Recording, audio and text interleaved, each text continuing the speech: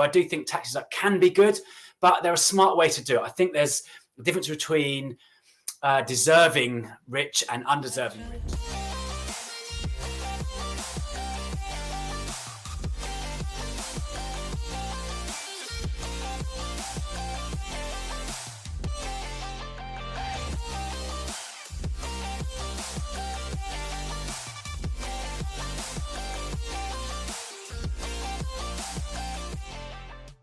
What's up, world, and welcome to another episode of the Super Investor Show, where investors like you who understand that it's good to learn from your own mistakes, but it's better to learn from others. Well, this is your chance, because I have at last a financial advisor on this show who can give financial advice. And usually in crypto, we'll always encourage not financial advice, but on today's show, it's going to be a breath of fresh air, because Neil, who actually had one of his clients come to him saying, hey, look, I've got 10 million pounds in Bitcoin. Now, we think the regulatory clarity is uncertain now. They definitely didn't know what to do back then. And this man helped his client extract as much value as possible when Bitcoin was worth 10 million pounds to that client. So stay tuned to figure out not just how we can save money when investing, but more importantly, how we can create the roots for the future that we want. Welcoming Neil onto the stage. Hi, Jordan. Thanks so much for having us. You're welcome. You're welcome. Now, just so everyone knows, that's my puppy in the background, not Neil's. So, buddy, I said to you offline before we recorded that I always love our guests introducing themselves, especially some of the phrases you used to describe your purpose and why you do what you do today. So, please, how would you define Neil? So my name is Neil Doig. I'm the founder of Money Tips. So we educate, empower, and coach better investing. So we're different. We offer a new and unique solution around money. So you mentioned that money is super highly regulated. And I used to be a financial advisor. That is correct. But I felt that I didn't want to help high net worth individuals save more tax. I thought, how many school books could that provide? How many hospital beds could that provide? How many library books could that provide? So I left my role as a financial advisor, and I created my own company called Money Tips. So essentially, we're different. So rather than giving specific financial advice, we give you the tools, empower you to make your own decisions with money. And by doing that, we can save you tens of thousands of pounds, if not hundreds of thousands of pounds over your investing lifetime. And that's according to a Times report. So I think that education is so powerful. And I love the work that you've been doing, Jordan, about actually getting people to read more and actually empowering people to make their own decisions with money. So I wrote a book called Millennial Money Mindset. It was shortlisted by the Financial Times in 2018, Amazon bestseller in 2019, and it's available on Amazon. And essentially, it teaches you step by step how to make your own decisions with money without a financial advisor to save you thousands of pounds. Wow. And I say wow because you're someone who, and I always say we need to understand who the speaker is, right? Who you've been there, you've got the t-shirt, you sold it on eBay, but you've come back to the marketplace. And, some people may call you altruistic, that this is your way of giving back. And I know you are stoic, and we'll come on to that in a moment. But I guess I have to ask, Neil, I like the way you framed the whole, you were taking money away from services by showing your clients how to save on taxes. And I feel that's something that's not talked about often, if at all, in the crypto space. Right? Again, that's where I live, because the whole idea is, hey, we want to make as much money as possible and reduce our taxes. I, for one, with my stoic mindset, when I have to pay a parking fine or pay my taxes, I reframe it as charity. Yeah. Because at least here in the UK, we like to think our taxes are going to services that either we need or our next door neighbor may need. Please talk to us a little bit more, Neil, about the people who are watching this, who actually say, no, I made that money. I want to decide where that money goes. Yeah, great question. So taxes are good. It provides us with hospitals. Like, who picks up the rubbish? And I have a Tuesday morning where there's bin men who's going to take that rubbish away. Who's going to, give schools to our children? So tax is good. And as a community, if we all put in, then we're going to get something back. And it's a better way. There are certain pros and cons about taxes. I have to pay taxes as well as everyone else. So I do think taxes can be good, but they're a smart way to do it. I think there's a difference between deserving rich and undeserving rich. So some of the things that I think some of the people, trying to dodge tax or trying to get away from tax, this is not necessarily ethical. So it depends on your mindset around what you want out of life and where you are from that sort of point of view. But as I said, I had a client when I was a financial advisor. We tried to save him tax on his Bitcoin winnings. He had £10 million, and we essentially had to work out. It was pretty new space back then to actually say, is it a capital gains tax or was it gambling essentially? And it hadn't even been explored, the kind of the legal side of the tax implications. So I think tax, but there are great ways to save tax. So your ISA allowance, if you're in the UK, so you can save up to £20,000 by putting that in a tax wrapper. Or your pensions has always seemed to be quite boring, but it's super tax efficient. You can put £40,000 in the UK into a tax wrapper, and that's protected your hard-earned money from capital gains tax, from your income tax as well. If you're a higher rate taxpayer, you can save 40%, which is crazy, which shows people don't realize how much tax you could save. I used to be a trader for Shell Trading, and I used to get paid quite well, and I used to use the tax wrappers that were available. The government want you to use these tax wrappers. So I used to get a check in the post from the HMRC, from the tax office. I got money back, believe it or not. I used to get a check. I got this letter in the post. I was like, oh, what is this? Maybe I've forgotten to pay my tax or something like that. And it was literally a check in the mail. It was like one of the best feelings ever. It was like the HMRC, the taxman is giving me money because I use this tax wrapper, which is a pension. There are good ways to use taxes. So I think it's coming back to, there's good ways to use taxes, and there's people who are trying to dodge taxes, which I don't think is necessarily ethical. I think you hit the nail on the head, right? It's ethical ways of paying your taxes. A distinction which, again, I've never heard before. I think many people haven't. You reminded me about the pension. And of course, we're speaking UK specific here. But we do know there's some vehicles available in the US. But it's lovely to have someone like you come on talking to the UK audience, saying actually a pension, although, yes, you could use that money now in the peak of your earning potential. When is a pension useful? And it's actually useful when you are earning X amount. And would you rather pay tax on this 40K, or would you rather put it away and future you can use it? Have I understood that correct? Exactly, yeah. So it's like, I think of it just like a box. You can't get out, or the best way to explain it. So a pension is like a piggy bank. So think of it like a piggy bank for grown-ups. So you put money in every month, and that pension, that piggy bank grows and grows and grows. And you can't access this piggy bank until, at the moment it's 55, but it will be 56, 57. It's the age that you're able to access that is growing. So when you hit this age, 55 or 56 in later years, it's like smashing this piggy bank, and you get access to all this money essentially that you've been saving up over time. And you're getting, as well as the money you're putting in, you also you're saving money on taxes. So if you're a basic rate taxpayer, you'll get 20% on that. You're not paying your income tax on that. If you're a high rate taxpayer, 40%, you get that tax money back. And also, your employer can also contribute as well. So it's like a triple bonus that you're saving in the long term. I remember I did a video actually on my YouTube channel, Millennial Money Mindset, looking at all my investments over time.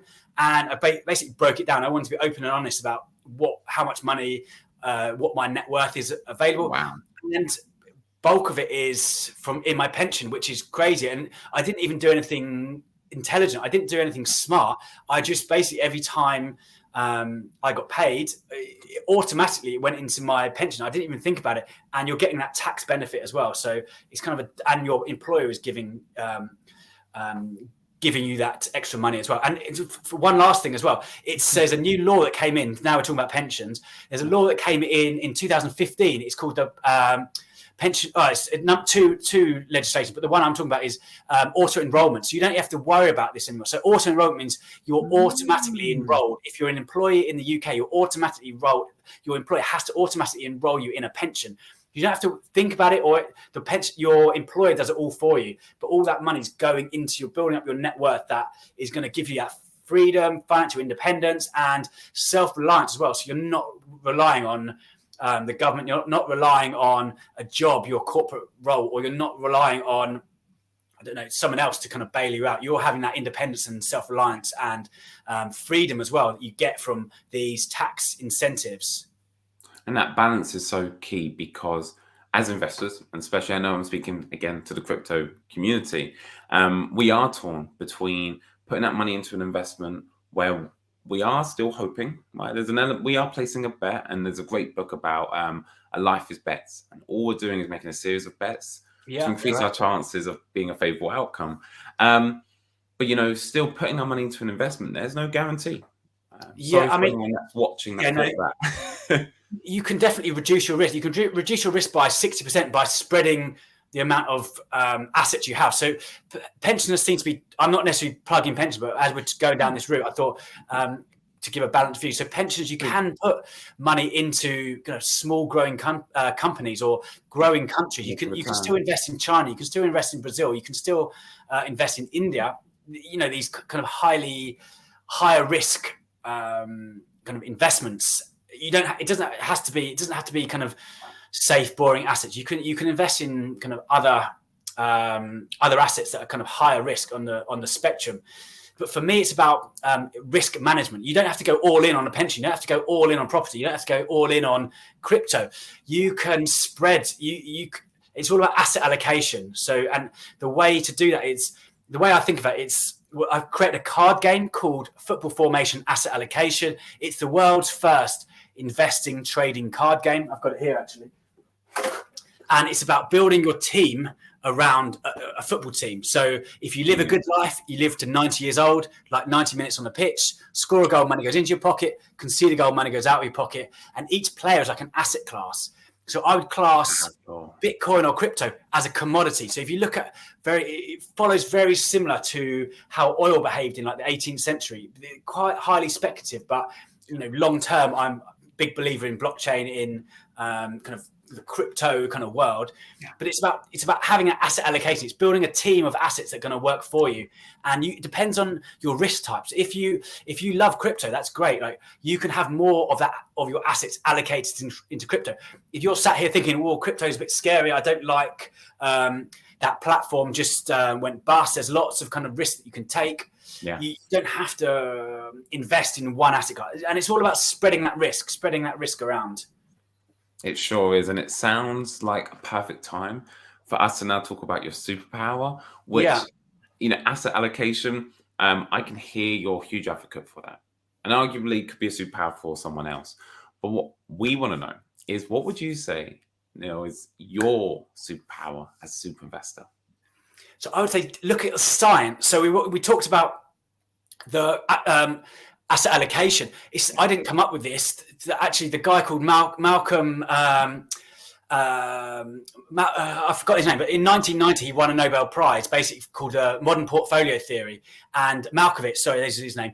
And he basically, you can stand on the shoulders of giants. Don't try to figure all this stuff out yourself. You can actually look to who's been successful in the past and actually repeat that yourself. So what is science? Essentially, it's a repeatable process. And there's loads of evidence-based research. There's huge amounts of research in investing that's shown to be successful. So don't try and figure it all out yourself. You can, especially with the crypto market, where you kind of think, trying to figure it all out yourself and make mistakes, and it's going to take so much longer to do this. And with investing, it's all about having time in the market rather than trying to time the market. It's kind of the old adage. But so my superpower is essentially science, and it's not necessarily my superpower, but essentially whenever I look at investing, it's about looking at what's been successful before and repeating that. Standing on the shoulders of giants, you're trying to actually doing things that have been done before. And there's so much evidence-based research out there, so many books, and so much essentially using the scientific method. So is this repeatable, and has this been done before? And you can use mathematics. So mathematics is using science based on mathematics. So simple things like looking at compound interest. So it kind of go on about compound interest quite a lot. But if you can use this in your investment strategy, it's going to snowball. It's going to get bigger and bigger and bigger over time.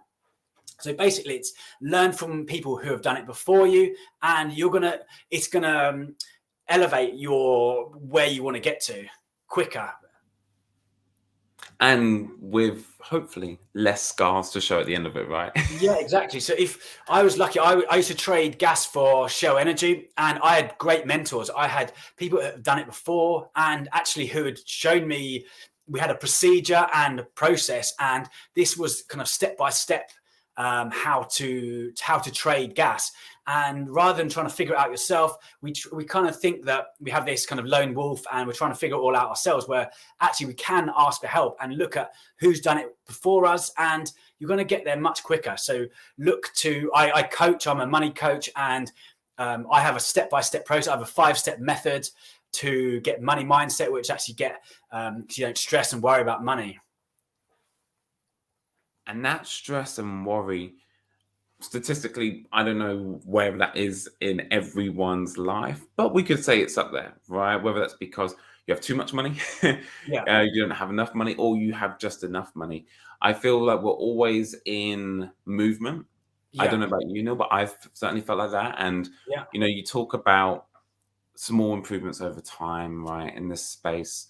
3 years ago, I believe I started my financial literacy journey, right, wholeheartedly. And I say to myself now, knowing what I know, I don't know if I'd ever would have got involved. And I say that with utter respect for people like you, people like myself, and everyone else who has decided to make the leap into generating financial wealth, because making money is one small, tiny piece of the pie. And I thought that was all I needed to do, figure out how to make more money. But as I've now progressed, we've even started talking, me and my fiance, about our offline security. Right. And that's not because I believe in the UK there's someone out to get me. It's purely because when you make more money, you understand that you inevitably have more possessions, or you have more of a reason for someone to take your possession from you.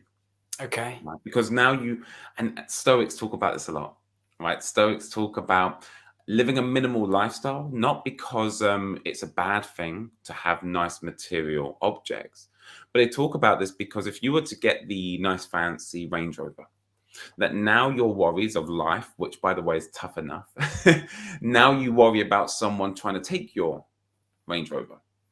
And so as the more possessions you accumulate, the more you worry about these possessions.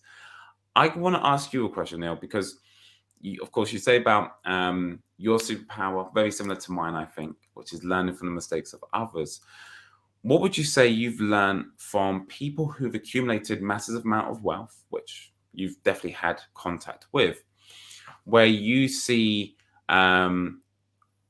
what's their biggest stress? I guess I'm asking, what's the biggest problem people with money have? So that you raised some really good points. So let's go back a step before we go on to that. You mentioned it's a journey, and I think almost that's a brilliant point, where actually it's from where you are to where you want to get to, and essentially you want to work out.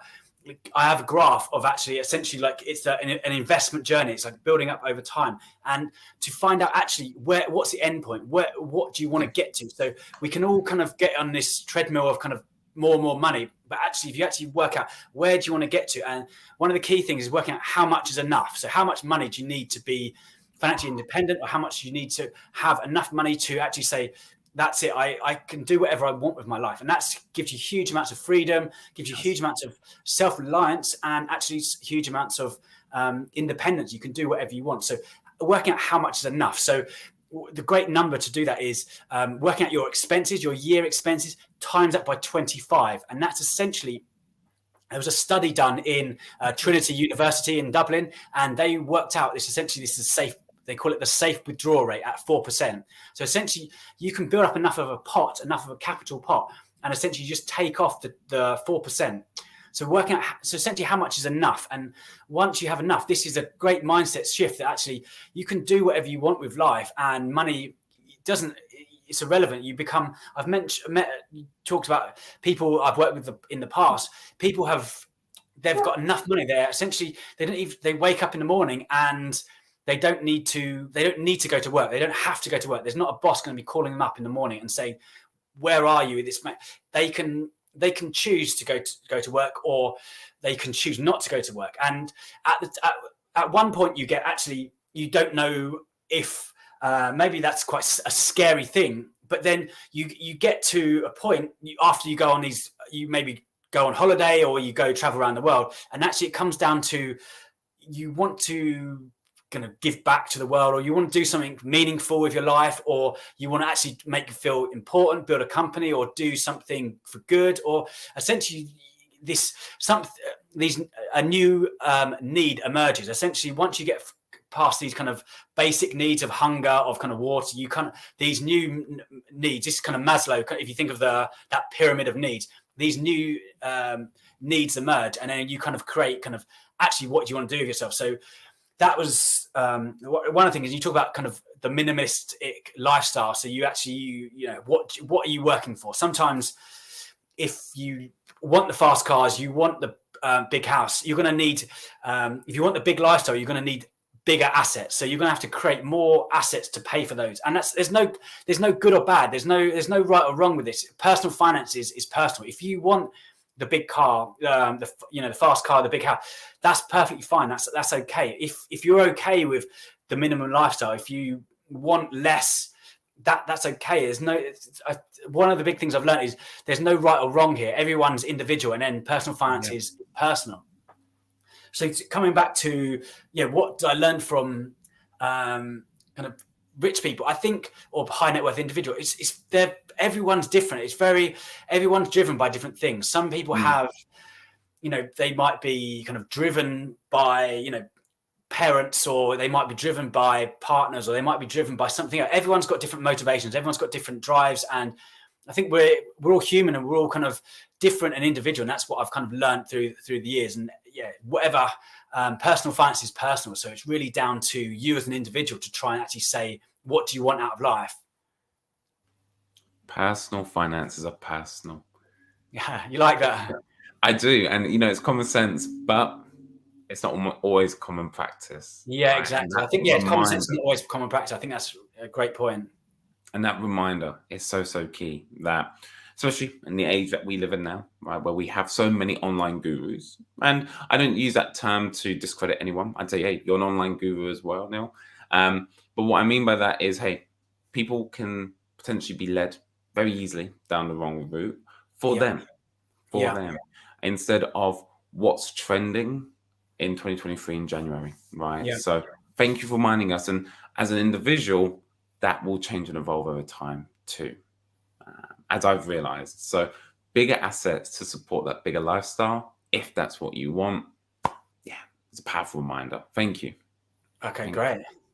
Whilst we're on actually the topic of some of the potential downfalls, as we were talking about, making money and what you now have to consider, I love to ask the most interesting question, which is, what is your weakness as a super investor? And if you don't wish to answer it for yourself, I'd love to know what you think is the biggest weakness for an investor, full stop. So emotion is the biggest weakness, both for myself and others. So we evolved from a different time. We've evolved thousands of years ago from a time that's completely different from today. We don't have internet. We don't have Tesco's delivery or Sainsbury's deliveries delivered to our door. We don't have the internet where you can just click on anything and buy anything that we have. So essentially we're evolved to be terrible investors. So imagine tens of thousands of years ago when we were in the kind of the plains of savannah, and it's completely different to today. And we basically were very, very much driven by survival. So we're kind of blessed to live, although we have many problems today. Money worry tops the pole as the biggest cause of stress and worry. We have many kind of had many problems of survival. So we historically, if you look at the history of kind of humans, we lived in survival mode. So most of the time we were searching for kind of high fat food that's gonna give us kind of sustenance for a long time, or to avoid predators. So we're kind of we've got this kind of emotion drilled into us. So it's kind of in our bones by being this is designed to keep us alive, but it's also designed to, in this kind of comfort lifestyle we live today, it can actually be a downside, especially when we're investing. So we have there's an area in the brain called the amygdala, and if you see something happening like a scary bear, you go for a walk and there's a scary bear, or even something that looks like a scary bear, this chemical gets released, and it's there to provide us to fight or flight. So we're there to kind of run away from this big scary bear or stand up and fight for it. And this is still in our brains today. We can't get away from it, and it's designed to keep us alive. But when the big scary bear in the markets happen, when the markets crashes, this chemical still gets released, and it makes us fight or flight, and it makes us do silly things. It makes us want to get out of the market, when actually the best thing to do is look for the long term. We don't want to have this. One of the worst things to do is to sell when the market's crashing, because you're gonna be basically buying at the low point, and it's gonna make you it's going to take years to make up for that losses. So one of the big weaknesses as humans is emotion, and there's no way of getting around it, but we can use our emotions for the better. We can actually think, how do we use our emotions to for the benefit of us. And one of the best ways is actually during market crashes is one of the best ways to become a millionaire. If you look at companies started during recessions, actually this is the best time to invest for the long term. So being greedy when others are fearful, and being fearful when others are greedy. This is a Warren Buffett quote. And actually, this is one of the best things sometimes when you're investing, it feels really scary. It can be feeling wrong, especially you've got the crypto community. They've gone through this ups and downs all the time, and it's actually it can feel quite scary. And that's why having a money coach with you, as I said, I'm a money coach. Actually, you're there stood side by side, or stood on the shoulder of someone else, helping you make those decisions. I actually think giving you a sense check, or actually giving you a second pair of eyes. I actually think don't. You might feel that kind of scaredness or that emotion, but now the time is not to be selling out. Now is the time to be brave and have courage, and actually forward and actually keeping that money in, still investing during the scary times. I'm so happy I get to do this show. And I said this to you before, that number one purpose of the show, hey, it's my selfish university, right? That I get to meet people like you, Neil. I get to ask questions I generally care about. Beyond the fantastic answer you just gave, I'm sat here thinking, great, I want to work with you. And we'll definitely talk about this offline, of course. Yeah, sure. Because I have a thing called a tribe. Right, and I think different books call it different things. Different people call it different things. There's this idea that, hey, you want to get better at fitness, you get a PT, you get a coach. You want a better relationship, you get a therapy coach to help you in your relationship. You want to improve any area of your life, people seek out a coach. But it's not many people have a money coach, but yet they want to make more money. And I understand a virtual mentor, like a YouTuber or someone on Twitter, speaking to an audience, right? I had an account with someone like yourself, a money coach. So what I feel people struggle with, Neil, is the difference between an accountant and money coach, and how they're not the same. Am I right in saying that?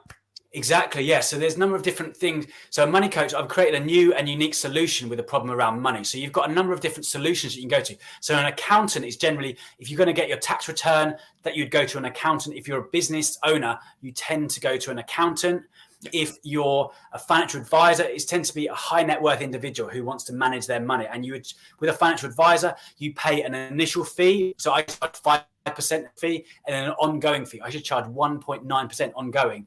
And if you understand compound interest, this is just going to compound over time. And there was a Times report that came out, and it meant that a financial advisor charges hundreds of thousands of pounds over your investing lifetime. So this new and unique solution, there's a gap in the market where people either go to a financial advisor or trying to figure this stuff out yourself. So essentially, I'm offering a new solution. And essentially, what we do is we educate, empower you to make your own decisions with money. So rather than, I think it's a bit compared to like a doctor where they write a specific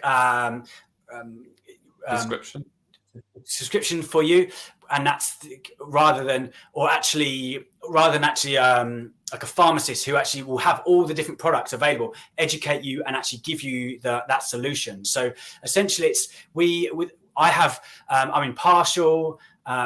independent, and I'm not connected with any of the platforms. So essentially, I have a menu of services of FCA regulated investment platforms, and we pick the right one that's for you. So essentially, by educating and empowering you to make your own decisions with money.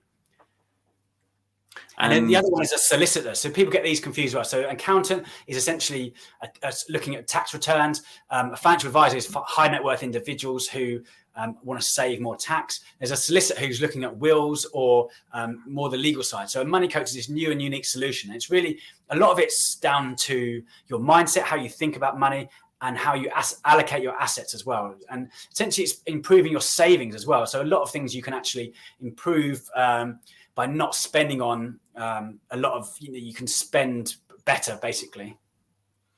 And that gap in the market, I don't think people realize until it's too late, right? Because I was sat here probably before this call, it's a seed in my mind, but it's definitely grown now since being on here, which was, I need to wait until I have the numbers to go get a financial advisor. And that is true, because like you just said, for you to get financial advice from a financial advisor from a wealth management company, you need to be coming to the plate 9 times out of 10 with discretionary income, meaning, hey, you've got X amount of thousands left over every month.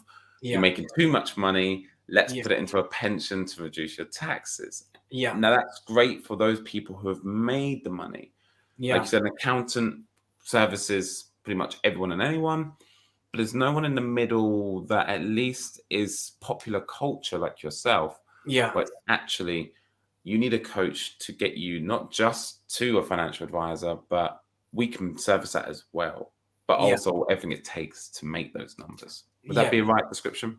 Exactly. And it's also having a plan. So with my clients, I build an investment plan. We look at your essentially life plan. We look at where you want to go with your lifestyle, what your property, essentially family, and kind of career as well. So I build a kind of holistic plan, and we look at, I'm not an expert on everything, so I've got a meeting later on today. So if I don't know the answers, then I've got contacts, I've got tax lawyers, or I've got accountants, or if you do want to go to a financial advisor, that's if you've got this kind of high net worth individual, some of this tax can get really complicated quite quickly, especially UK or English tax law, I should say.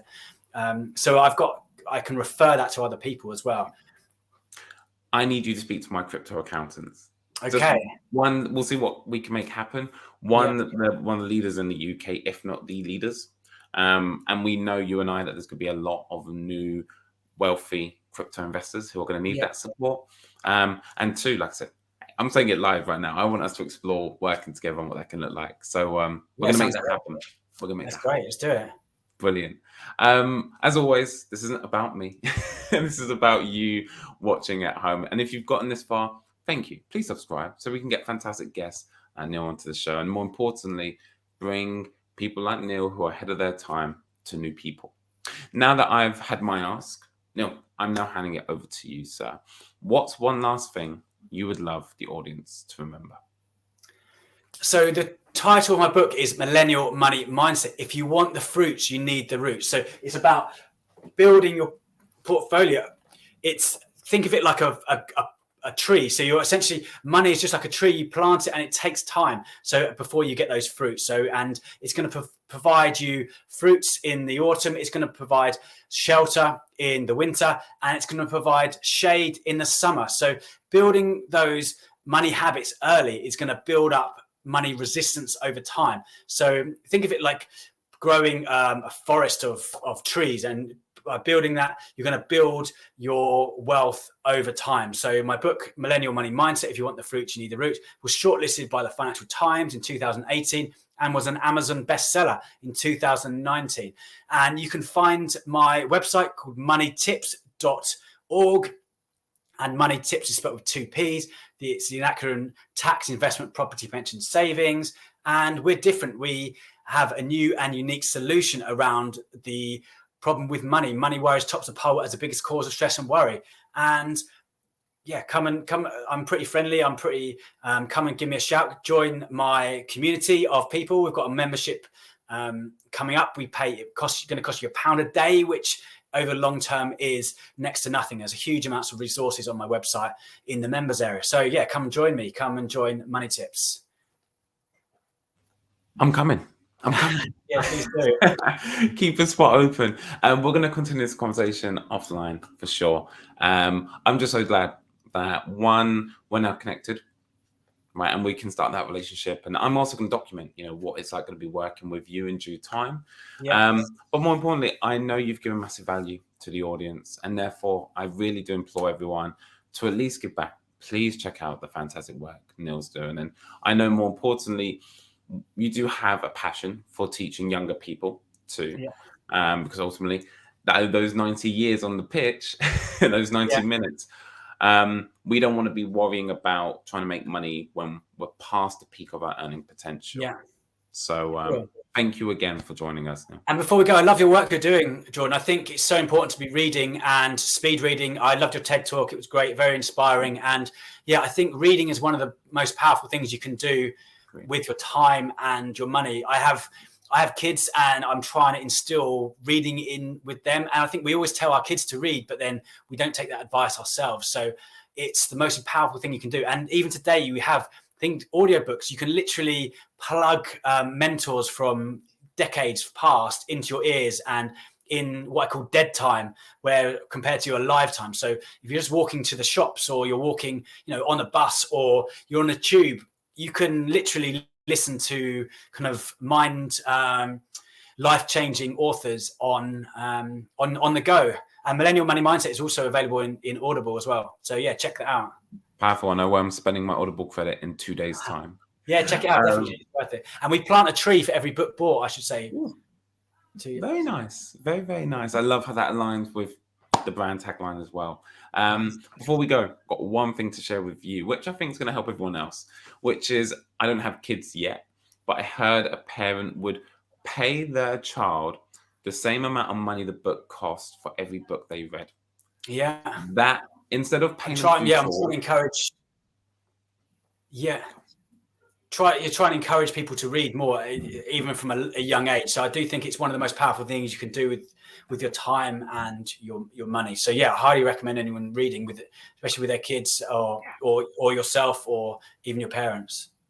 For sure. And like I said, instead of paying them to do the chores, pay them for the book they read and how much. Yeah, great idea. I like it. So we'll see, because your kids might abuse that system in a good way, hopefully. Yeah, well, my daughter's only just turned 1, so she's not trying to bribe her with money just yet. But yeah, my other son's 10, so yeah, it's definitely encouraging people to read.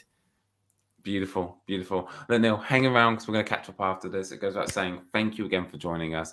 And for everyone at home, I hope you're 1% better. And we'll see you. Thanks so much for having me on the show. It's been a pleasure.